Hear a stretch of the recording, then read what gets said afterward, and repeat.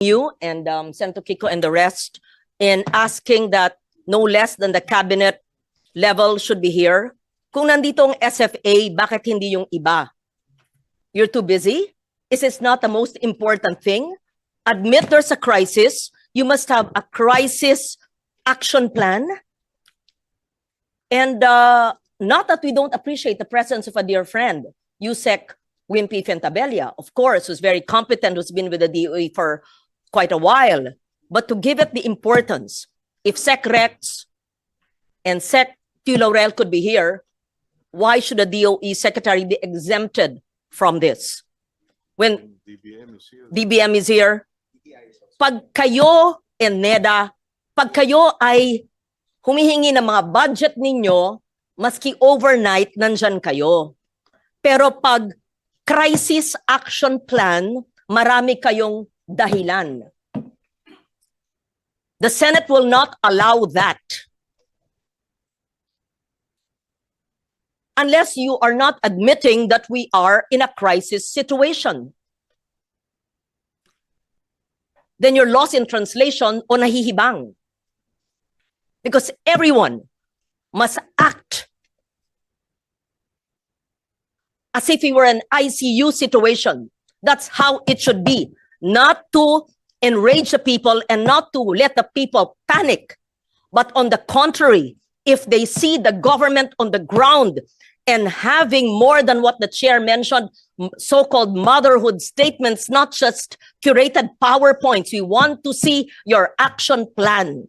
How many people, families will be positively affected, if any?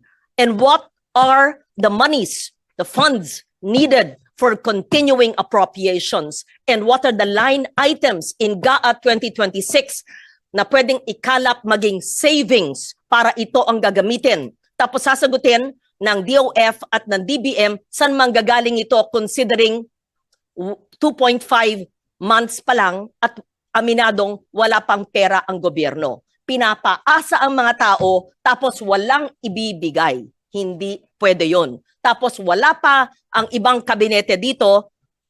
Pag sa ibang bagay, mabilis pa sa alas 4. Pero sa krisis, wala. Ano ba kayo?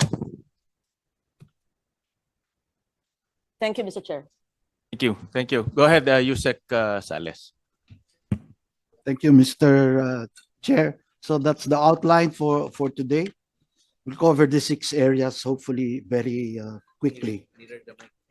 In the end, we will have a recommendation for specific legislative asks to enable the contingency program, especially the Tier 3 that we'll present.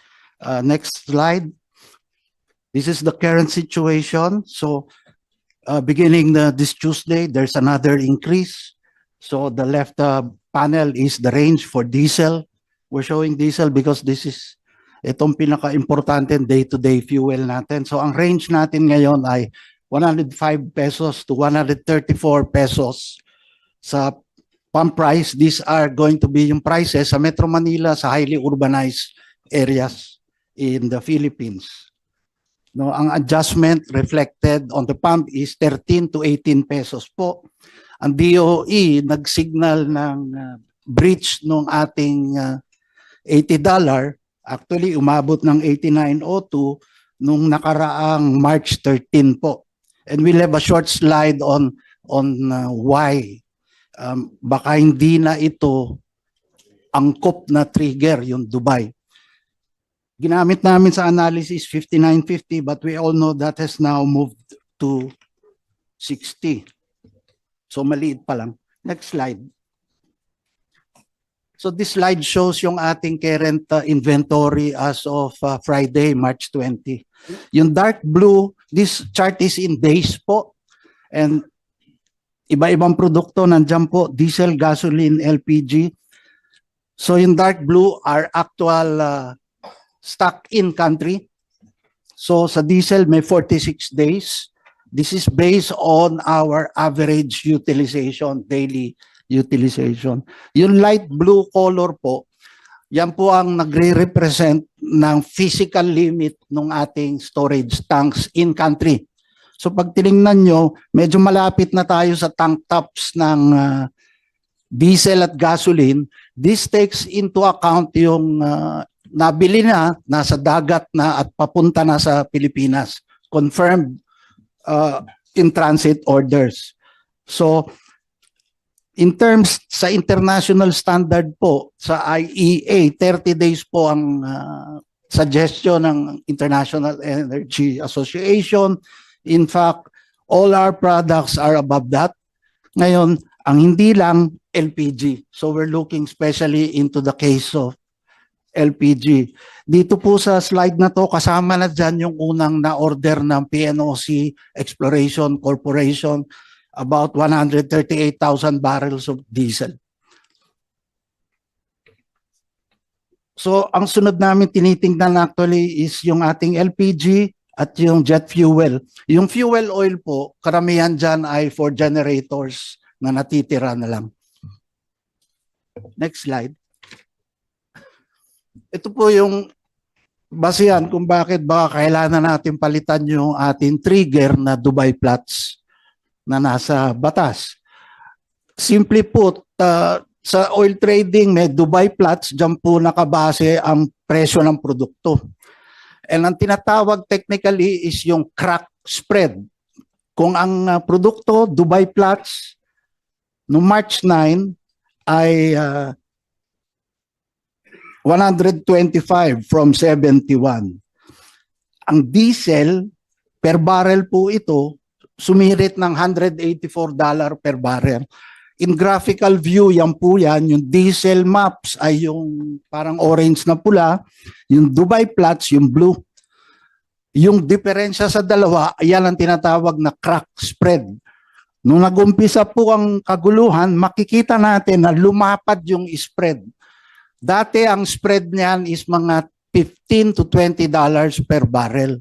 Nung nag-umpisa po ang gera, umakyat ito at kasalukuyan just above somewhere $60 po ang crack spread. So nagdi-devise na ngayon ng DOE na palitan, magmumungkahi na palitan yung ating trigger kasi hindi siya akma sa galaw ng presyo ng produkto. Lumalabas pagka ganito nagkakaroon ng gulo. Next slide po. Nagpadala po ng 5 senaryo, different price levels. Pero may konting mismatch kasi itong binigay ng mga senaryo levels ay Dubai average over a period of time. We try to match it dun sa actual na maps po ito at malaking impluensya yung crack spread.